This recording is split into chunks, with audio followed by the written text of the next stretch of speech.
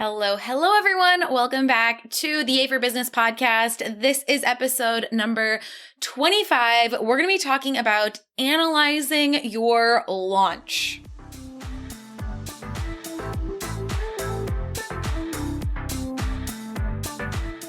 Okay, so I know this isn't like the most enticing, topic that everyone's really enthusiastic to learn about. And I actually want to let you know that like avoidance you might be feeling around the word analyzing your launch or looking at the data or KPIs, any of that.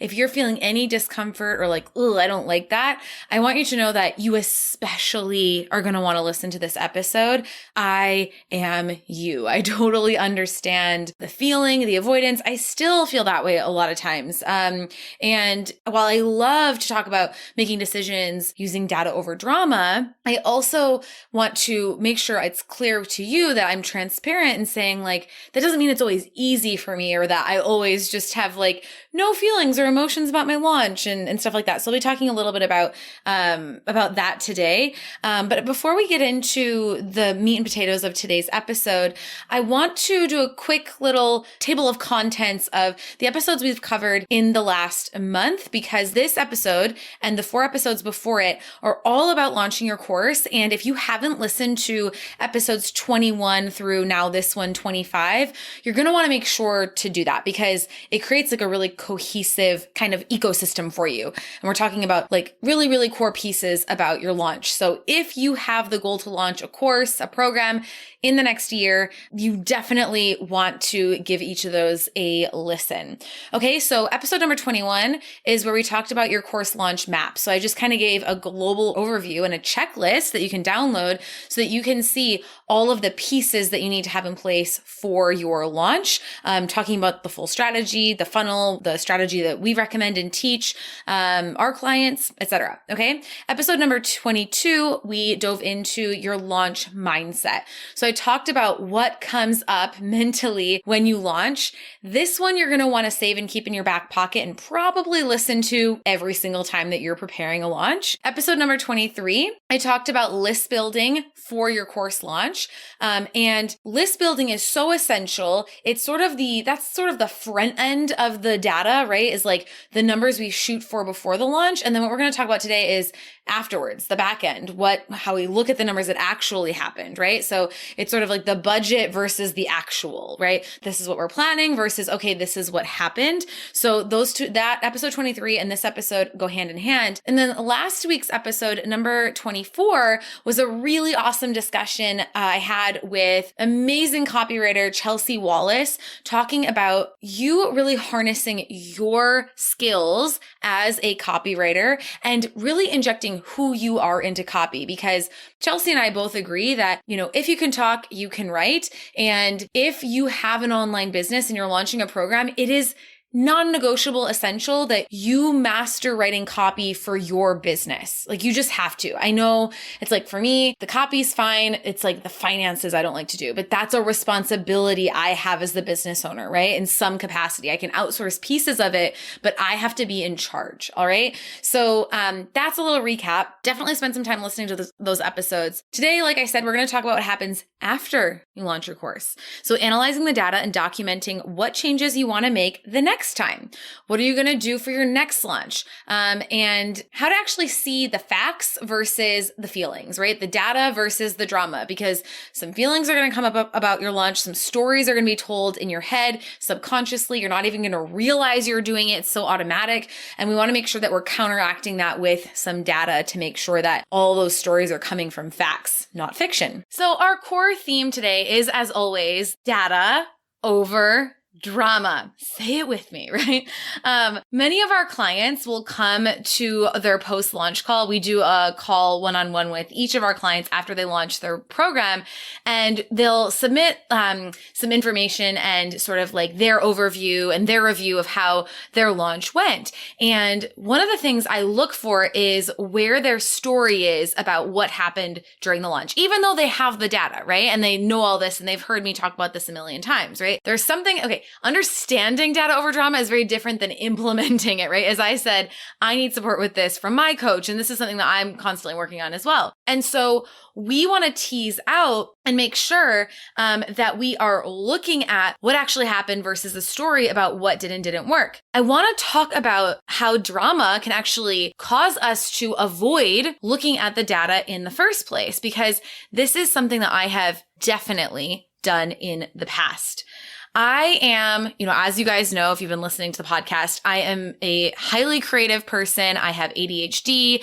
I'm a great quick start. I love to start new things. I'm not great at follow through. I'm not detail oriented. I hate any kind of ongoing maintenance tasks that have to happen regularly, data collection being one of them. And so that's something that I've struggled with, especially when I didn't have a team, right? Especially when I was really running my business by myself. So I really need a system and structure to ensure that I was doing those things. See, what happens if you avoid the data is you wind up making too many decisions about how you're feeling, right? Us highly creatives, we love to do that. We love to not be sort of held back by what the numbers say. I've had this come up in my life before with budgets as well. It's like, the budget can't tell me what to do. Like the numbers can't tell me what to do. And so if you feel that sort of rebelliousness, I just want you to know that you're not alone. However, if you continue to make decisions about, well, I want to do it this way, or I feel like this is going to work, and you don't sort of add the data into the equation just to check yourself, right? Or even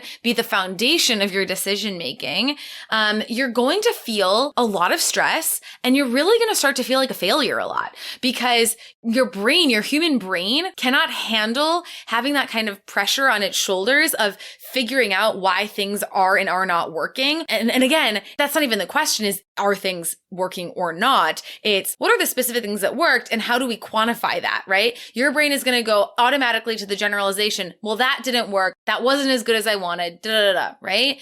The data is going to be more concise and specific and give you action steps.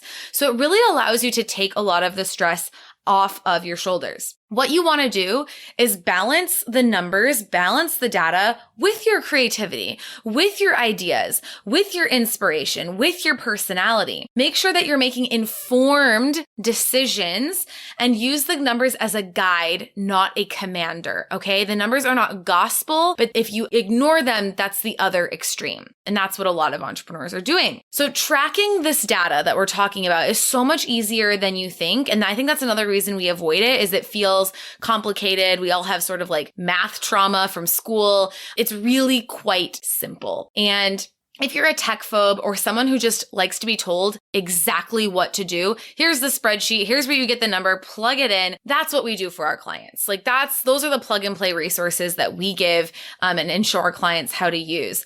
So we give you all of those resources, and then we also look at them with you. Again, like I said, you can hear me talk about this again and again and again, but until you went through a launch and you experienced that launch roller coaster and you gathered your own data and you analyzed your launch, it is impossible for you to see where the data over drama is happening, or in other words, I guess I should say drama over data is happening without an outside perspective. It's really a huge missing piece. So that is one thing I just really think is important, is to not try to do it yourself. So when we look at our clients' post-launch numbers, this is what we're talking about. We call them our KPIs, or our key performance indicators, just a business buzz term that you'll hear us refer to a lot. You'll hear a lot of people refer to a lot. I didn't have any idea what that meant either when I started out. And we are looking for the data points of any action that was required by people in their funnel. Now, for our clients, they all have the same funnels. Like it's so easy. They have templates, right? So there's no guesswork here. But essentially what I mean is if you're, doing whatever launch strategy you have, is looking at any of those action points, anywhere where something is supposed to happen, okay? A transition. So for example, in our funnels that we, like the way that we teach launching is you're going to have the first data point is your webinar registration page. So what is the traffic, the amount of traffic hitting your webinar registration page? Then we're going to look at, okay, how many of those people registered, right? What was the opt-in conversion rate or the sign-up rate for your webinar. Then we want to look at, okay, how many of those people attended the webinar live? Okay. Then from there, we can look at, all right, of those people who registered for the webinar, how many of them bought are enrolled in your program. Okay. So that's just an example of a handful of the key data points. There's other ones as well. But for the sake of keeping it simple, those are like some key data points that you're going to want to collect. And then you're going to want to know, what am I even shooting for there? Right? Because there's people out there who are like, well, I want my webinar registration page, 50% of people who get there are signing up, but I want to get that to 60%. And, that's a fine goal, but if you only have 100 people visiting that page, that's only 10 more people signing up, right? So it might be more worth your effort to get more traffic on the page than to spend a bunch of time trying to improve the conversion rate of the traffic that you're already getting, which isn't enough, right? So that's really important to think about. I'm going to talk about that more for the rest of today's episode. So this is how you measure what's actually happening is by gathering those numbers and plugging them in to a spreadsheet somewhere that you can track them for every single launch. All right. So that said, how do we look at the data? Okay, so the data happened. We got those numbers. What do? Here's what we do. A client might come to us and they send us their KPI sheet, and they also send us a sheet we call their after action review meeting, or their AAR meeting is just them going over more qualitatively how their launch went. So the KPI sheet is the quantitative. It's the numbers. It's the hard facts. It's the data. The AAR is more like, okay, this went well. This could have been improved. This didn't go well. Here's some ideas I have for next time, etc. Okay. Here's what I did implement. Here's what I didn't implement, all of those kind of things. And inside of that AAR doc, we often start to identify some of the story or the drama that's going on for our clients. All right. So we can literally compare side by side the data versus the drama. All right. So here's how this might go down. A client might come to us saying, and usually even when they have an awesome launch, let's say 5-figure launch, they make 10K, still going to come to us from that launch going, yeah, I feel like this could have been better and this and that. Like that's what happens is we so rarely are like, wow, it was so awesome. I did such a good job. And so we want to make sure that we're hearing what they're saying and we're comparing it to the data. We're not taking what they're saying at face value. We're not ignoring what they're saying either. We just are taking it as two totally different data points. So the first thing I would ask if someone says, I just feel like my sales emails sucked. I just feel like I really dropped the ball on that. I'm going to ask, is that a feeling coming from a story that you have in your head about, how you felt while writing the sales emails? Maybe it was frustrating for you. Maybe you didn't feel like they were very good. Or is it based on the data you got from the sales emails themselves? Can you see how those are two totally different things? So then we look at the data. Let's look at the KPIs. We can see based on the number of sends, right? The number of people who received each sales email, the open rate of each sales email, and the click-through rate of each sales email, we can see how they actually went. So what we end up doing is we'll see, okay, well, of the, I'm going to say 7 sales emails you sent, because I can't remember off the top of my head how many there are. Of the 7 sales emails you sent, it's a lot of alliterations there. Maybe we see 1 or 2 that underperformed. And when we say underperformed, it doesn't even mean like, oh, wow, the data says that email sucked. The data never says that. The data's not judgy and weird, okay? The data's just like, hey, we're shooting for, let's say, an open rate of 20%, or I'm just throwing a number out there. And this one got 15%, and the other ones were higher. So let's look at the subject line of this email. Maybe it wasn't super enticing. Maybe we need to test some subject lines next time. Or maybe we see, oh, here's an email. And we've had this happen where a client like randomly has an email that had a 0% click-through rate. So it was a sales email and nobody clicked. Okay, is that a tech issue? Like why didn't anyone click that email? Because they clicked all the other ones. So let's go in and verify, was the link working properly in that email? Like sometimes it's not like, oh, the email sucked. It's like, oh, the link wasn't working or the data is flawed or something. So we want to question those things. All right. We want to be detectives and we want to go in and investigate to make sure that we're not leaping to snap judgments about what worked and what didn't. And this is going to relieve you from a lot of pressure. You don't have to think, I suck at writing sales emails. In fact, we don't want you to think that. That thought is not helping you. You need to really defend your thought space and your thought space around your launch and what thoughts you allow to enter your brain and reside there when you are going through a launch or thinking about a launch that you have recently executed. You don't ever have to rewrite your emails, okay? You just need to make adjustments. Maybe there's a section of an email that was confusing. Maybe we see, okay, this email had a really low click-through rate, and it's because the email is it's not really selling very well. So let's make sure we go back and we make this email sell really well. But can you see how we went from I suck at sales emails and I feel like my sales emails need improvement to like this one section of this email needs to sell better. So let's work on the messaging for that one email. You don't need to rewrite your emails every single launch. You don't need to do that. I've had a funnel up for one of my programs for 3 years, and it has had the same emails for all 3 of those years, and it continues to perform. So this idea that we constantly have to redo everything in order to earn the client, it's really attached to our very, very deep ingrained belief that we've learned since we were small children, that the amount of money we earn is in direct proportion to the effort we put in. So if I wrote a sales email 3 years ago, how dare I earn money on it now? I didn't put effort in to earn that money.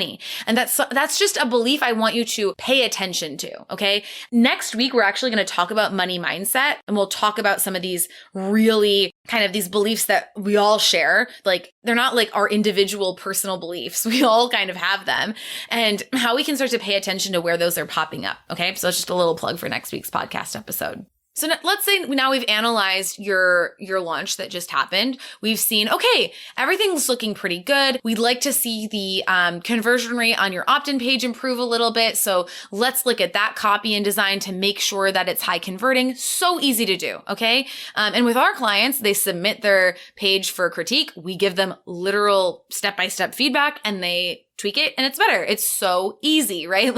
I cannot emphasize enough how easy it can be, but you have to be open to the idea that you don't have to work so freaking hard. Like, you do have to work hard, especially to set it up in the first place, because it needs to be good and there is a lot to do, but you don't have to put in a certain amount of effort for each dollar that you earn. All right. So let's say, okay, we need to tweak a couple of sales emails. Maybe you didn't do a couple of the Facebook Lives, and you can look back at the checklist I gave you in the episode 21, your launch checklist, and maybe you missed a couple of pieces. We've had a client, they had a death in the family during their launch, and so they weren't able to execute Facebook Lives. Totally understandable. Still had a great launch. So what we know is that their launch is going to be even better when they don't have some horrible event happening that they're mitigating. Not only were they unable to do the Facebook Lives, but of course that's something that's in your psyche and is going to take up space and is going to maybe prevent you from showing up as much as you wanted in your launch. But isn't it great that you can still execute a wonderful, successful launch imperfectly? And then we look at the data to just see, okay, all these things, they're just ways that I can get even better next time. And it's going to be so much easier because I already have my webinar in place. I already have all these sales emails. I already have all this content created. We're just tweaking and refining and then doing it again. Okay. So now that we have that, let's talk about how we use our KPI data to plan for your next launch, because that's really what it's all about, right? Is to learn how can we do better next time. The great thing about having your own personal KPI data for your launch is now you can make more accurate predictions for your next launch, not based on industry standards or anything like that, but based on your actual data for your actual program, your actual audience, your marketing, your messaging, etc. What you'll see is that, and you'll see this in your KPI data, and I alluded to this earlier, the easiest, lowest hanging fruit way to improve your next launch is 9 times out of 10,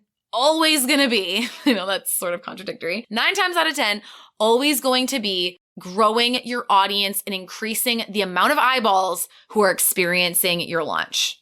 That's it. Point blank. I have yet to see a client go through our launch system and not hit the basic numbers that we need them to make. The only thing that holds them back is going to be that traffic number. And that's why episode number 23, where I talked about growing your email list, growing your audience, I talked in depth about your 90-day audience building plan.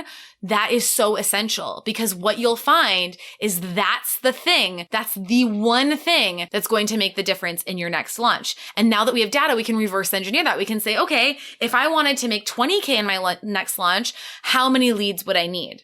Okay, so now I know by what percentage I need to increase my email list or increase my audience in order to get those leads. All right. What happens when people don't have the data, or they don't understand how to say, hey, the lowest hanging fruit for me here, there's all kinds of things I could tweak and improve, right? I could endlessly tweak and improve sales emails or opt-in pages or whatever, is that they wind up spending time tweaking the messaging on certain things and changing their course and thinking they have to constantly be creating new things and changing things in order to warrant making more money. Is that doing those things often has a nominal impact. It's not worth your time. You can reverse engineer your next launch now that you have all your conversion rates. And it's what I'm telling you is all you have to do is not worry about your conversion rates, is just increase the traffic. So go back to episode 23 where I talk about building your email list for your launch. That's where the money is. Okay. I want to be clear as well here that you don't need a massive list. You do need an audience, and it does take work and it takes consistency. And that is a huge part of the marketing of your business, right? That's a responsibility you have as a business owner, but you don't need tens of thousands of people. You don't need these massive audiences. If you build that, that's awesome, right? That's fantastic, but it's absolutely not necessary. It is not what I have by any means. And you don't really, it doesn't have to be massive. It's why you want to make sure that you know the numbers. Okay. Last thing I want to mention here is that, I talk a lot about transitioning from services to courses. And the big thing I think is important for those of you service providers listening to note is the marketing for services and the marketing for programs or courses is the thing that sets them apart, right? The marketing is the thing that is totally different from one to the other. Services are always and forever going to be based on referrals and more high touch relationships and people saying, hey, I need to hire a so-and-so. Does anyone have any referrals? Whereas programs are going to be based on more active marketing, having an audience, advertising. And I don't mean advertising in like paid ads. I mean advertising in so much as like getting your face, your brand in front of more people. That is the thing that is the difference between getting those clients and getting those customers. So that's going to be the biggest identity shift for you, going from service provider to course creator. And identity shifts are hard work. That's where we talk about like it's 80% mental and 20% strategy. It's amazing how when you come up to the boundaries of your identity, you suddenly start to really hold yourself back because it's terrifying. It's absolutely terrifying. And so again, I'm obviously going to shamelessly plug here, but that's why we hold our clients in a 12-month container and do this work with them and support them, because that's the work you cannot do for yourself. I don't believe so. I really do think you need to have that outside perspective saying, hey, you're saying this and you're doing that. Have you ever considered this? Or do you see that belief that's sort of like stopping you from taking this action, that if you believe that, you're never going to take the action that you want to take? And so that's really what I'm getting at when I talk about data versus drama, is making sure that not only you're holding yourself accountable to that, but that you really need to make sure that you are in, whether it's my program or another one, you're in some kind of ecosystem. I'm a big fan of high touch group coaching programs. I think they're more valuable than one-on-one coaching, hands down, any day of the week. Choice is obviously up to you, but some kind of container you trust to support you through this stuff, because it is not easy. I talked about this in the launch mindset episode. It's not easy. It's going to take, years to not years to build, but in some ways years to build, but it's going to be years of constantly learning and transforming and changing how you see your business. And that's never really going to end. So anyway, that's my last little rant on this. I hope you enjoyed this episode. I hope I've demystified some of the analyzing your launch and looking at the numbers stuff, and that at least some of you listening are going to stop avoiding these numbers and start getting excited about seeing them, because they are your friend. They're there to help you. They're there to guide you and take some of the stress off of your shoulders. Thank you so much for listening, and I will chat with you guys next week. Yay! Thank you so much for listening to today's episode. If you love today's content and are ready to finally start making a full-time income from your business this year, make sure to get on the wait list for my program, Yay for Clients, over at yayforclients.com, and you'll be notified the next time enrollment is open. Or if you're already booked with clients and you want to learn how you can turn your signature service into a signature program and add 100K of revenue to your bottom line, come apply to my group coaching program, Yay for 100K, over at CourtneyShaw.com/apply. Thanks again and have an awesome day.